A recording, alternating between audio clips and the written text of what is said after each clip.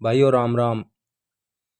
आज की कहानी स्टोरी अशोक सम्राट की है। इस कहानी में खोने से पहले चैनल को सब्सक्राइब और लाइक कर लें ताकि आने वाला वीडियो और नोटिफिकेशन आपके पास तुरंत पहुंच जाए। आज 3 महीने बाद आखिर कलिंग का दुर्ग जीत ही लिया गया। सम्राट अशोक युद्ध भूमि से अभी अपने कक्ष में वापस लौटे थे। उत्तेजना अभी भी बाकी थी और शिविर में लगातार चक्कर काट रहे थे। युद्ध के चिन्ह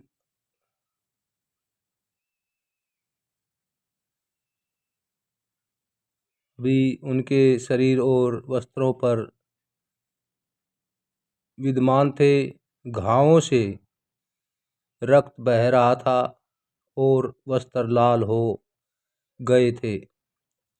2 दिन और 2 रात निरंतर युद्ध चलता रहा था। एक पल भी विश्राम नहीं मिला था।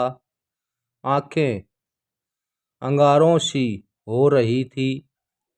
सम्राट अशोक की मानसिक अवस्था कुछ ठीक नहीं थी। वह बड़बड़ा रहे थे, आज मैं चक्रवर्ती हो गया। हाँ हाँ हाँ हाँ बोल चक्रवर्ती सम्राट अशोक अपनी इसी उद्गंता में महामंत्री से वह ऊंचे स्वर में बोले, महामंत्री आप चुप क्यों हैं? कुछ बोलते क्यों नहीं? क्या हमारा चक्रवर्ती बनना आपको अच्छा नहीं लगा? क्या आप प्रसन्न नहीं हैं? बोलिए महामंत्री। वृद्ध महामंत्री सम्राट अशोक के आने से पहले ही उनके कक्ष में विराजमान थे। अपने सम्राट की दशा वह बड़ी देर से देख रहे थे। महामंत्री राधा गुप्त अशोक के प्रशंसक थे, पर इस समय हुए नरसंहार से उनकी चेतना लुप्त हो गई थी। वह सम्राट के प्रसंग पर मौन ही बने रहे। सम्राट का स्वर गरज उठा, बोलिए महामंत्री बोलिए।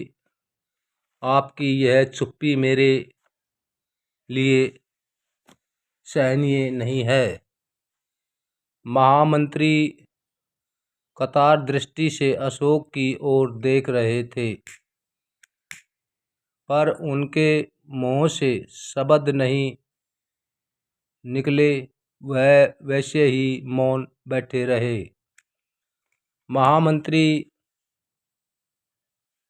राधा गुप्त, क्या कलिंग नरेश मृगेंद्र की प्रजा का शोक मना रहे हैं?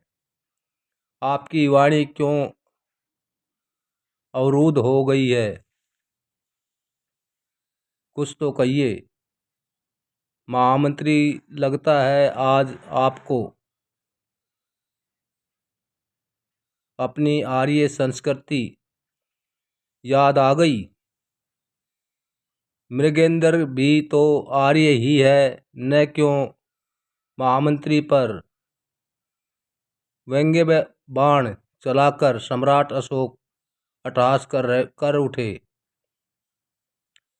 कलिंग विजय सम्राट अशोक का सबसे महत्वपूर्ण सपन था। कलिंग विजय के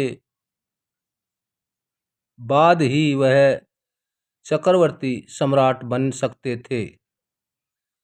महामंत्री राधा गुप्त आर्य संस्कृति को मानते थे, यह बात सच थी, पर आज तक उन्होंने अशोक का कोई अहित नहीं किया था। सच तो यह है कि अशोक को राजगद्दी उन्हीं के प्रयत्नों से मिली थी। अशोक भी उनका पिता के समान ही आदर करते थे, लेकिन आज विजय श्री के उन्माद के ने उन्हें धृष्टता पर विवश कर दिया था। महामंत्री अपने इस अपमान से तिलमिला उठे। उनके प्रिय अशोक ने आज तक की भलाइयों का यह फल दिया था। अब उनके लिए चुप रहना असंभव हो गया। अपनी वाणी को संयमित करके दृढ़ शब्दों में उन्होंने पूछा, लेकिन चक्रवर्ती सम्राट अशोक, यह तो बताइए कि कलिंगराज मृगेंद्र है कहाँ? आपको वह शत्रु अभी मिला तो नहीं है? अभी आपकी प्रसन्नता अधूरी है। यह सुनते ही सम्राट अशोक के मुख पर रंग ही बदल गया। अपने उन्माद में इस बात पर तो उनका ध्यान ही नहीं गया था। विकल हो उन्होंने पूछा, यह आप क्या कह रहे हैं महामंत्री? क्या राजा मृगेंद्र युद्ध क्षेत्र में बंदी नहीं हुआ? नहीं, उसका कुछ पता नहीं चल सका, महामंत्री ने उत्तर दिया। अगर बंदी नहीं बना है तो निश्चय रूप से मारा गया होगा। आप उसके शव की खोज करें। अशोक ने अपना निर्णय दिया। बच्चों जैसी बातें न करो चक्रवर्ती सम्राट। अशोक मृगेंद्र कोई काठ का खिलौना नहीं है था कि कोई भी उसे मार डालता। उसको मारना इतना सरल नहीं। यह सब सुनकर सम्राट चिंता में डूब गए। उनके माथे पर पसीना छा गया। मुख पर चिंता साफ दिखाई पड़ रही थी। फिर भी उन्हें पूर्णतया विश्वास नहीं हो रहा था। अतः उन्हें महामंत्री से पुनः प्रश्न किया, किंतु आप निश्चय पूर्वक कैसे कह सकते हैं कि राजा मृगेंद्र मारा नहीं है?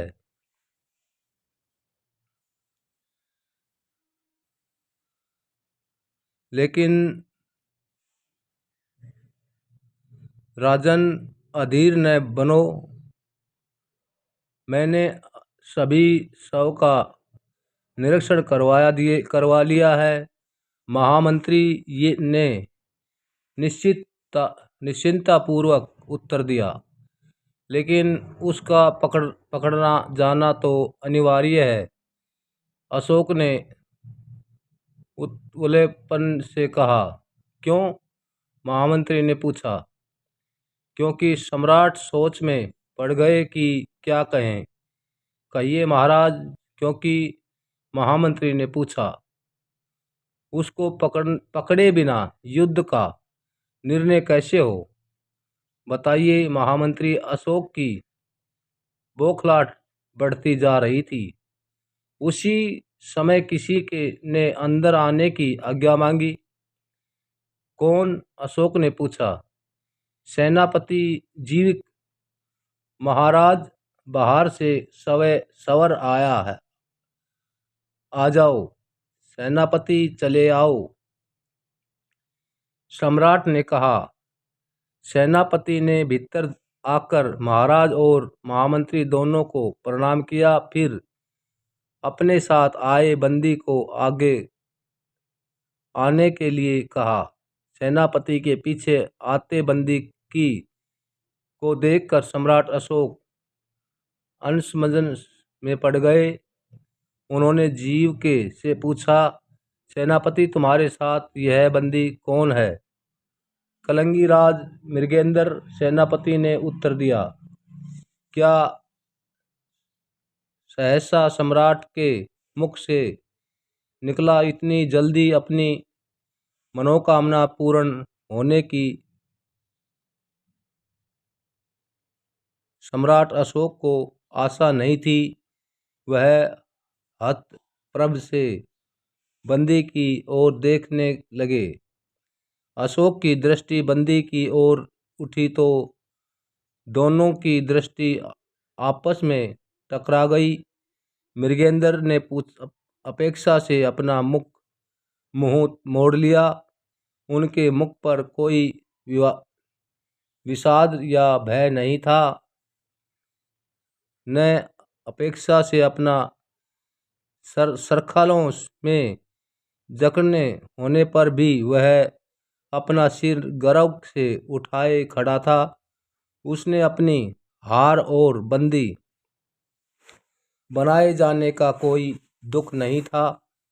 अपने सामने बड़े निर्भीक व्यक्ति को देखकर सम्राट अशोक हैरान थे और समझ नहीं पा रहे थे कि क्या कहें। बंदी मानो उनका उपहास बड़ा उड़ा रहा था। उसे सम्राट अशोक की कोई परवाह नहीं थी।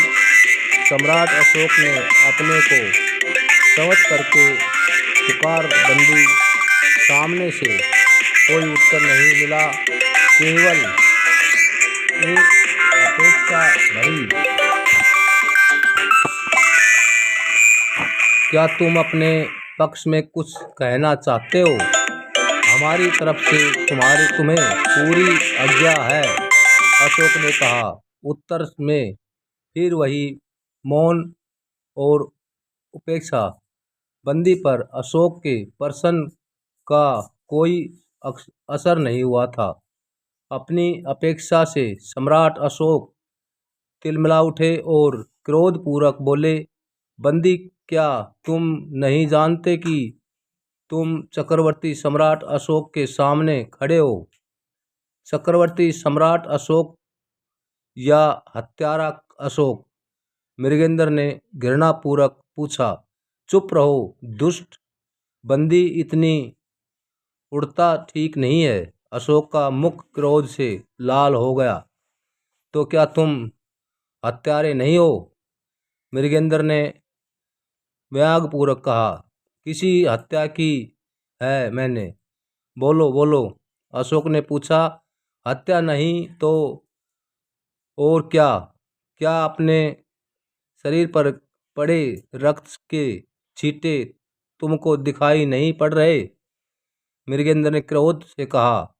यह तो मेरी वीरता के परिणाम है, अशोक ने उत्तर दिया। हाँ हाँ हाँ हाँ, वीरता वीरता के परिणाम?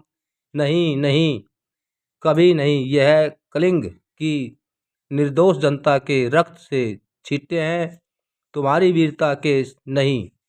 मृगेंद्र ने घृणा से मुंह मोड़ लिया। इस दृष्टा का दंड जानते हो तुम? अशोक ने पूछा। दंड? किस दंड की बात करते हो? अब प्राणदंड। मृगेंद्र प्राणदंड की तुम्हारी धमकी से नहीं डरता। मृगेंद्र ने के दुस्साहस पर सब चकित थे। कक्ष में सन्नाटा छा गया। सेनापति, इस दृष्टि को ले जाकर बंदीगृह में रखो, सम्राट अशोक ने क्रोधित होकर कहा। फिर मृगेंद्र ने कहा, एक बात सुन लो बंदी, प्रातःकाल तक मेरी अधीनता स्वीकार कर लो, नहीं तो प्राणदंड देंगे।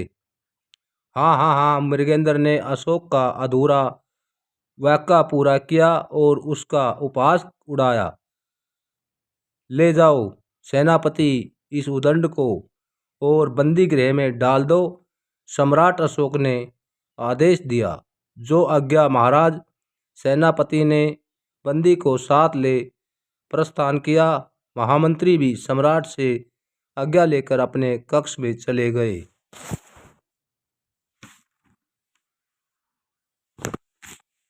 अब सम्राट अशोक शिविर में अकेले रह गए। बड़ी देर तक हाथों से तरह तरह की मुद्राएं बनाते शिविर से चहल कदमी करते रहे। आधी रात के बाद सैया पर लेट गए। लेटे तो लेटते ही आंख लग गई। वह सपन में भी युद्ध भूमि का ही दृश्य देखते रहे। चारों तरफ रक्त ही रक्त था। अनगिनत शव, किसी का सिर नहीं तो किसी का धड़ नहीं। खड़गों की खनखनाहट तो बंद हो गई थी, परंतु जगह जगह रोने चिल्लाने के स्वर सुनाई दे रहे थे। हाथी घोड़े सैनिक कोई भी तो जीवित नहीं था। नहीं नहीं, इतना रक्तपात किस लिए? घबराकर सम्राट अशोक उठे बैठ। सारा शरीर पसीने से भीग रहा था। सम्राट अशोक को समय से घृणा हो रही थी। सम्राट अशोक पैदल ही बंदी गृह की ओर चल पड़े। प्रहरी ने दूर से सम्राट को आते देखा तो संभल कर खड़ा हो गया। प्रणाम महाराज की जय हो। प्रहरी ने अभिवंदना किया। सम्राट अशोक ने बंदी गृह खोलने का संकेत दिया। सम्राट अशोक ने मृगेंद्र के निकट जाकर पुकारा, मृगेंद्रे। कौन? मृगेंद्र सवर की दिशा में देखा और अचरज से पूछा, ओहो सम्राट अशोक तुम? नहीं नहीं, हत्यारा अशोक ही कहो। मैं सचमुच हत्यारा हूँ, अशोक ने कहा। मृगेंद्र आश्चर्य से अशोक को देख रहा था। क्या तुमको सचमुच मुझसे भय नहीं लगता? अशोक ने पूछा। सत्य बोलने में कैसा भय? मृगेंद्र ने उत्तर दिया। मृगेंद्र ने समय वीर हूँ और वीरों का आदर करता हूँ। अशोक ने कहा, तुम अपने को वीर कहते हो? कायरों की तरह निहत्थे और सोते हुए लोगों पर सशस्त्र आक्रमण, यही है तुम्हारी वीरता? धिक्कार है तुम्हारी वीरता पर, मृगेंद्र ने मुंह फेरकर उत्तर दिया। बंदी मृगेंद्र, अब मेरी बात ध्यान से सुनो, सम्राट अशोक ने कहा। बोलो। चक्रवर्ती सम्राट अशोक, यही न कि तुम मुझे प्राण दंड देते हो तो संकोच कैसा? जल्दी से प्राण दंड की घोषणा करो और चले जाओ। मृगेंद्र ने स्वाभाविक पूर्वक उत्तर दिया। नहीं बंदी, मैं तुमको मुक्त करता हूँ। तुम सचमुच वीर हो। इतनी हिंसा और विनाश जो मैंने किया उस पर मुझे बेहद पश्चाताप है। मित्र, कहते कहते सम्राट अशोक का गला भर आया और उन्होंने मृगेंद्र को गले से लगा लिया।